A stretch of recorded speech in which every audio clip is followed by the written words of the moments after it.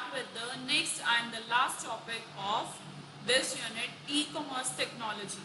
Now, what is e-commerce technology? Technology means what type of technology is used in electronic commerce. So, the answer is it uses EDI. EDI stands for Electronic Data Interchange. So it mainly uses this technology because as the commerce is electronic, there is no need to go to some particular place and get the product and you have to pay. Everything, whatever you have to done is you have to done all through the electronic medias. So that's why one of the main media of the e-commerce is electronic data interchange. So what is electronic data interchange? EDI is the electronic exchange of business information. See, I want to tell you one real life example of EDI because it will be more clear to you. The real life example of electronic data interchange is email. As nowadays we people make use of email. Email is electronic mail. Email follows some particular standard. That is, it is mandatory to write the subject or to it is mandatory that whenever you have to use email, you must have proper email address. Otherwise, you won't be able to send email. So it is basically a authenticated way when you are sending some information or you are exchanging some messages with some other. And similarly, the another party also have proof that with whom or from whom he is getting messages and all. So email is one of the real life example of electronic data interchange which follows some particular rules while exchanging information, and it is mandatory for everyone to follow particular format while exchanging information, because if there will be no uniformity in the information, then it will be difficult for different individuals to access and process it. So that's why EDI provides us this facility. So it is the exchange of business information using standard format. See, you can get a question like whether it follows standard format or it follows random format. So it particularly follows standard format. So that's why I have given you example of email, because there is a specific format while using email, that you must have email address, you have to type the subject, then you can attach attachments from this way and all. So it is a process which allows one company to send information to another company rather than paper, without involving the use of paper. So business entities conducting business electronically are called as trading partners, and many business documents can be exchanged using EDI. So the two most documents are purchase order and invoices.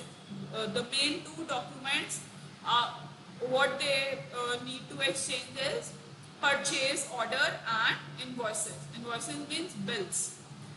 So it is computer to computer interchange of strictly formatted documents via telecommunications. Telecommunication means they make use of some communication medias, like they use Wi-Fi, hotspots and some other internet device to send the message, or physically transported on electronic storage media. So that is one of the very important way that e-governance or e-commerce use nowadays. So next topic related to this unit is e-governance. So what is governance? Governance is rules of government, how the government process all the things. These all things comes under governance. So when all these things are done in electronic way, it is known as e-governance. As the name is, e-governance, electronic governance. So in this we will study about how the e-governance works, what are the advantages, disadvantages that it offers. So it signifies the implementation of information technology in the government process. So it is an advancement that nowadays all the government processes, all the government the rules are now integrated with information technology. Information, that is IT technology, and the functions so as to cause simple, moral, accountable and transparent governance. So basically it overall makes the process transparent, because now it is important to you people now, because you can check everything on internet. You can check by signing in your into your accounts, or into even you can see the Aadhaar card, PAN card, everything on, if you have valid number. So that's why it makes the processes transparent and even more integrated. So the basic purpose of the e-governance is to simplify processes, to simplify the government processes, because earlier, I hope that all of you know that when there was no information technology integrated with government processes, how was the procedure that you always have to stand in long queues and you have to wait for so long to get any of the benefit or to get any of the inquiry from the government. Nowadays it is very simple that you can even book your slot online, you can book your appointment online. Many of the things are there that you can do just because of internet. So this is an advantage of e-governance. So that's why government is also using these medias to simplify its processes. So that is government, to simplify the processes like government, citizens, business, etc. at national and state levels. Hence, the e-governance delivers smart government. Nowadays, the government is smart because it makes use of electronic media. So, this is the full form of the smart, as you can also get this question. The full form of the smart is simple, moral, accessible, responsive and transparent government. So nowadays the government is simple, moral, accessible, it is within the reach to everyone, it is responsive, it provides you responses immediately, and transparent government. So this is e-governance. Next is, what are the advantages of using e-governance? If we are using e-governance, what type of advantages it provides after the integration with the IT? So the first advantage of this is reduced corruption. It reduces the corruption to a greater extent. Next is high transparency. It is one of the main advantage. Now the things are very transparent. For example, if you have to pay tax and if you have to pay fees, even if you want to book your gas cylinder from the government agency, you can even make payments on their portals. Because when people come at your door, they sometimes they ask for higher amount, or they ask for some extra money, and sometimes you have to give that. So nowadays these things are totally avoidable. You people can avoid this by making use of these medias and by making use of online portals for payments and all. Even in case of like for example, if you have to apply for passport and for driving license, you don't have to pay extra money, because nowadays everything is like you have to apply on the site of the government and you have to pay fees there, and the amount is fixed. You are particularly paying that much amount only. So that's why the things are very transparent, just because of e-governance. Next is increased convenience. It provides you convenient ways that you don't have to go there and to stand in queues, and you don't have to waste your time. So it basically provides very convenient ways to users. So next is direct participation of constituents. Constituents are directly participating. Reduction in overall cost. So it is overall reducing the cost. Even it has reduced the some manpower, because the media nowadays is electronic media. So it has reduced a lot of manpower. So it overall reduces the cost. Next is expanded reach of government. It extended the reach of government, as I have told you, with the e-market or whenever you use e-term, your reach is global. So as your reach is global, so same way it has expanded the reach of government too. Next topic is types of e-governance.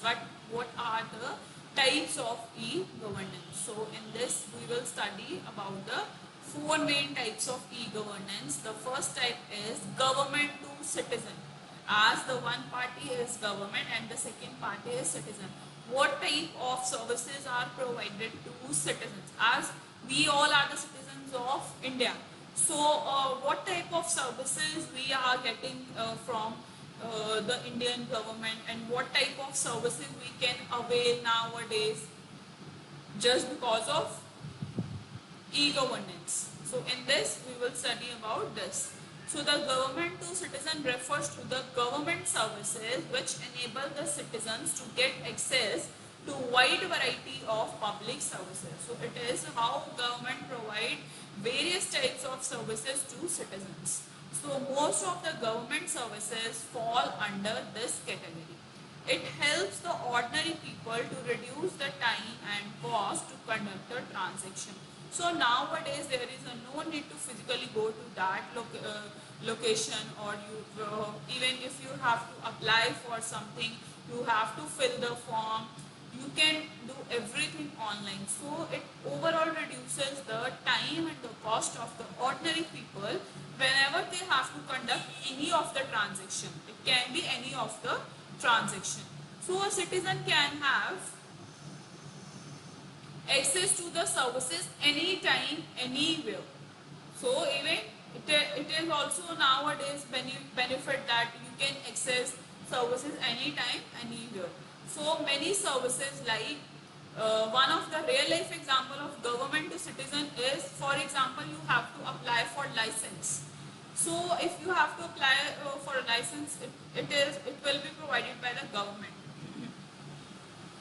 So you can apply online, you can book the fees online, even you can book your slot online according to your convenience, that you can check the availability of the slots, that by checking your routines, and whenever you will be free, you can book the slot according to your choice. So this is the real life example of government to citizen.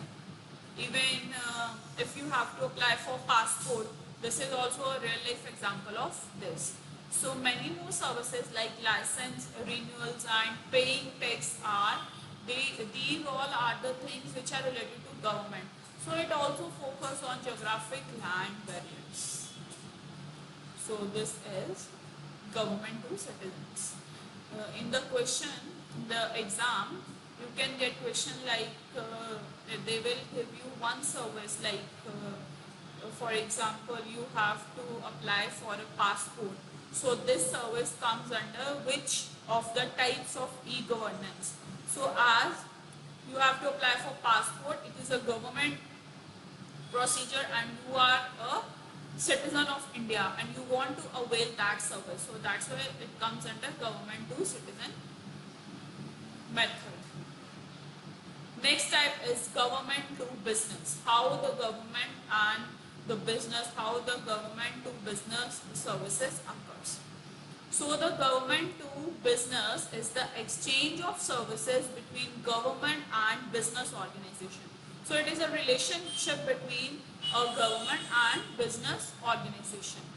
So government to business provides access to relevant forms needed to comply. The government to business also consists of many services exchanged between business sectors and government. So it aims at, the main aim of this is eliminate the paperwork, eliminate the overall cost, saving time, cost, and one of the main, establish transparency in the business environment while interacting with government.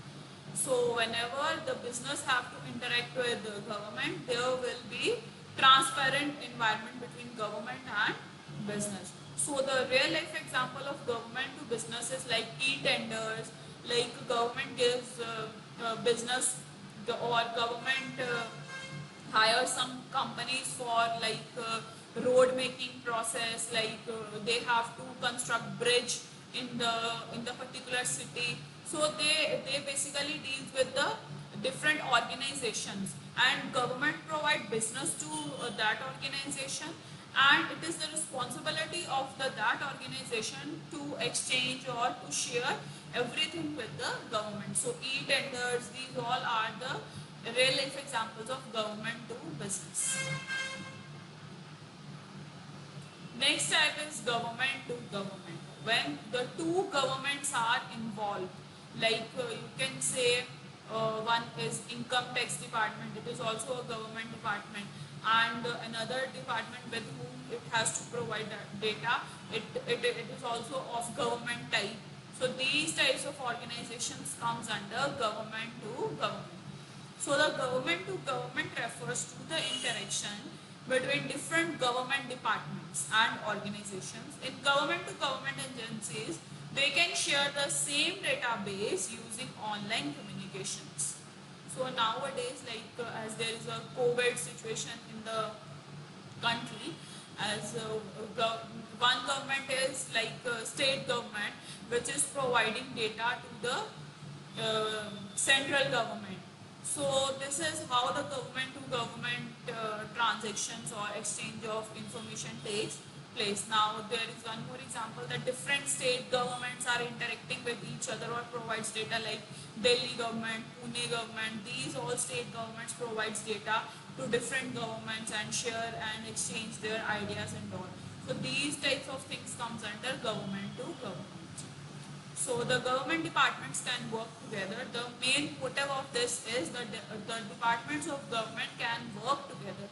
If one government needs the data from the other government, it can easily get from the another government and can continue its work. So in the conclusion, government to government services can be at the local level or at the international level. So it can be international, like if Indian government is interacting with Canadian government or with another some other government. So this is also a real life example of government to government. Like India government is exchanging our data with Canadian government. So this is one real life example of government to government. Next is government to employ. So as the name is government to employ, the services which government provides to employees to simplify the process. So that comes under government to employ. So the government to employ is the internal part. As now, why this is internal part? You can even get a question. Which of the following types of e-governance comes under internal part? As the employees are internal to that government. So that's why the employees works under the government. So that's why it is an internal part of this sector.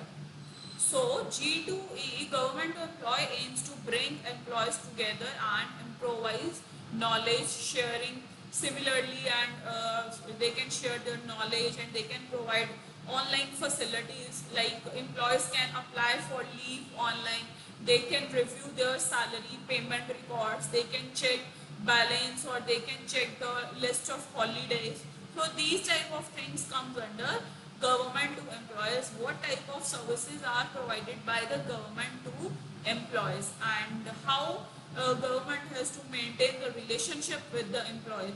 These all comes under government to employee. So the government to employee sector provides human resource training.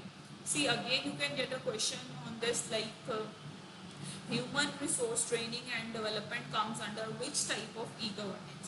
So human resource training is a type of training which is provided to the government employees by the government. Like maybe you must have heard that training is there is a training session for the soldiers, training session for the army, training session for the government teachers. So whenever the services like human resource training and development and related to these type of services are provided by the government to the employees, so this comes under government to employ type of e-commerce. And it is also a relationship between the employees, government institutes and their management. So some of the examples of this is e-Mitra project, e-Seva project, and like CET, that is common entrance test. So these were the types of e-governance, that what are the types of e-governance. So we have studied basically 4 types of e-governance. So that was all about that.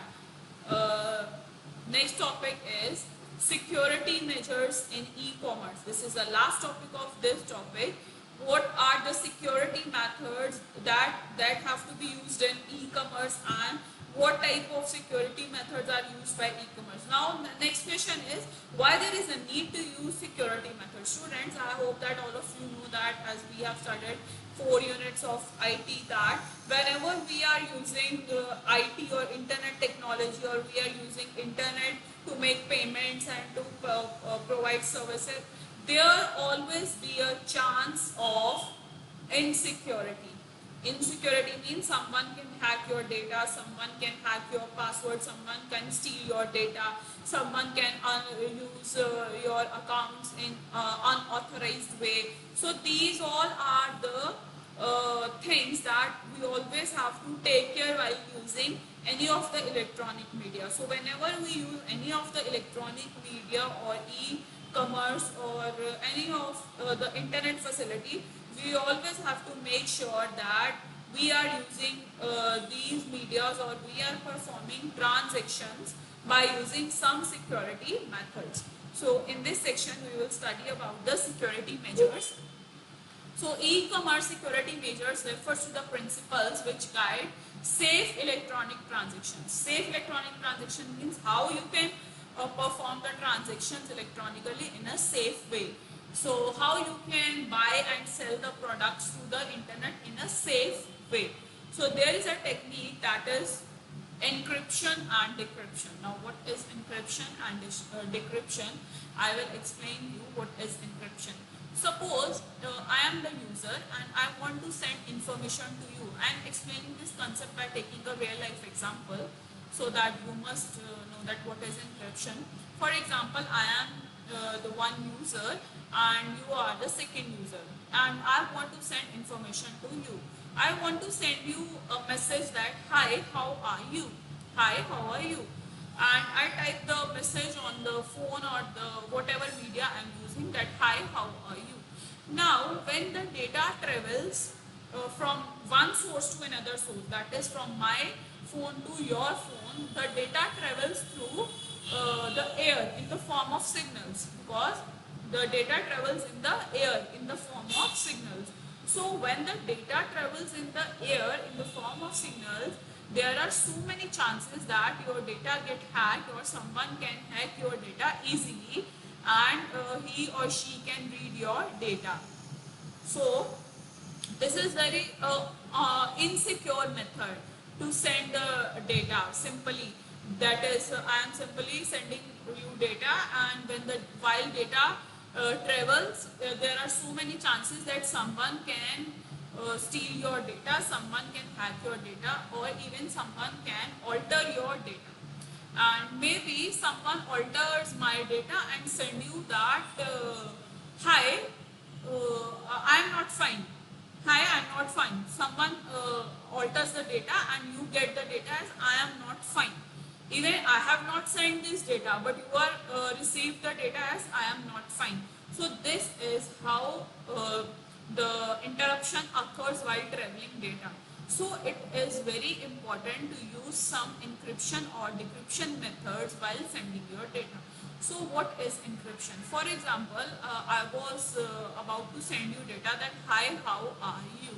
So when I use encryption technique, what it does is, it will convert my words that, hi, how are you, into some specific symbols. Symbols can be in the any form, like cross, plus, minus, dollar sign, hash, at the rate. It can be any form. So it will, encryption method will convert my message into that into symbols form. And when the message travels through the air, it travels in the form of symbols rather than plain message that, hi, how are you? So the message travels in the form of symbols, and when it reaches to another device, there is a method which is called decryption. Decryption is used to convert that symbols into original message. So when at the another end there is a decryption method, it will convert the symbols into my original message that, hi, how are you? So that is encryption and decryption. So now what is the need to use encryption? For example, when my data is traveling through the air, that is, it is in the form of symbols. and someone hacks the data, and if someone steals the data, when it tries to read it, he will not be able to decode my message, because it was me that who has decoded that message. So the user don't know that what symbol I have used for which alphabet. So if the third user or the third party tries to hack my data or try to decode my data, he will not be able to read the message or to alter the message. So that's why encryption is one of the safest media, safest technique which is used to convert the plain text into encrypted text. Encrypted text is also known as ciphertext. Ciphertext means when the text is in symbols or in symbol form. So when we use encryption method at my site, encryption will convert my message into ciphertext, and then ciphertext travels through the air, and at the receiver end decryption is used. Decryption is used to convert the ciphertext into normal text, and then user will be able to read the text. So that is encryption and decryption. I hope it is clear or it is understandable to everyone that what is encryption. So encryption is widely used on the internet to protect user information being sent between a browser and a server. So this includes passwords. In this you can also apply passwords, payment information and other personal information that should be considered private. So the process consisting of two processes as encryption and decryption. So these two medias are known as encryption and decryption. Now you can get a question that in the exam that what is encryption or what does the decryption do. So the encryption converts a plain text or a normal text into ciphertext. Ciphertext means in the form of symbols or in the form of any codes. And decryption is opposite of that. Decryption converts ciphertext into plain text. So students, as I have told you that we use this in passwords and payment information. If you see that nowadays even WhatsApp is also using encryption techniques. You can check your WhatsApp, like when you type messages, you will get a message on the right hand side, upper right or bottom right hand side, like that. Your messages are encrypted. Your messages are encrypted, or here is the end-to-end encryption. So it means even WhatsApp nowadays are using encryption medias for safety. And even when you make payments on different portals, you get the message that your message is encrypted or your message is in encrypted form. So it means they are using encryption techniques. So the next topic is types of encryption. Types of encryption is, there are two types of encryption. Even there are so many algorithms through which we can provide encryption. So basically there are two types which are in your syllabus. That is, encryption is of two types, symmetric and asymmetric. Symmetric, what is symmetric and what is asymmetric? Now symmetric means when we use same type of key. When we use same type of key to provide encryption as well as to provide decryption, then it is known as symmetric encryption method. So when the user, for example, I am the user and I am the sender and you are the receiver. If sender uses the same key to encrypt the message and receiver also uses the same key to decrypt the message, then it is known as symmetric encryption. Asymmetric is when user or when sender use different key to encrypt the message, or receiver use different key to decrypt the message, then it is asymmetric. Asymmetric means different types of keys are used by both the users. So this is known as public key encryption. This is known as private key encryption because private key is used by both sender and receiver. This asymmetric is public key encryption because at one side someone uses a private key, or at another side it uses public key. So that's why the name of the asymmetric encryption is public key encryption. Even you can get a question like which of the asymmetric make use of, or asymmetric is known as which type of encryption. So asymmetric is public key encryption, whereas symmetric is private key encryption. So this is the diagram to explain the concept you in a detail. Like this is plain text. Like I have explained you that hi, how are you? That was the plain text which is in the readable form. Now after applying the encryption, it will become ciphertext. Ciphertext means it is in the forms of symbols or something like that. And then message travels through the air, and when it reaches at the receiver end, then again there will be a decryption method which is used to convert the ciphertext into plain text, and this is known as decryption. So this is encryption, this is decryption. So now next thing is where we make use of these techniques. These are very common techniques nowadays: digital signature and digital certificate. In digital signature, we also make use of encryption, decryption to sign, to provide sign. This is a real life example of digital signature, that nowadays we can digitally sign the documents. They are more authenticated way. Even in when we send email, we can add our digital signature. So digital signature is also known as electronic signature. It guarantees the authenticity of electronic document. Authenticity means it is the authenticated way. It provides us authenticated way. The message is particularly from that user only. So that is, it provides authenticity, and it makes use of encryption techniques, asymmetric cryptography. It uses a cryptography is also another, you can say, another name of encryption decryption. So cryptography, if you get a question on cryptography, cryptography is encryption and decryption. So digital signature make use of asymmetric, that is public key encryption techniques. So this is how we can apply signs. And next is digital certificate. Digital certificate is when you generate digital certificate, again there must be a digital signature on digital certificate, and it is a very authenticated way. So digital certificate is an electronic password that allows a person, organization to secure data, to exchange data securely. And digital certificate is also known as private key certificate. Why it is public key certificate. Now why it is public key? Because it also uses symmetric key cryptography, and in this, information is transferred between two partners who have digital certificates issued by some supreme authority, and it is mandatory that you must have that authority to exchange data, or to, when you have to use digital signature, they must be authenticated. And for example, if you have to use your signature in banking transactions, they must be authenticated.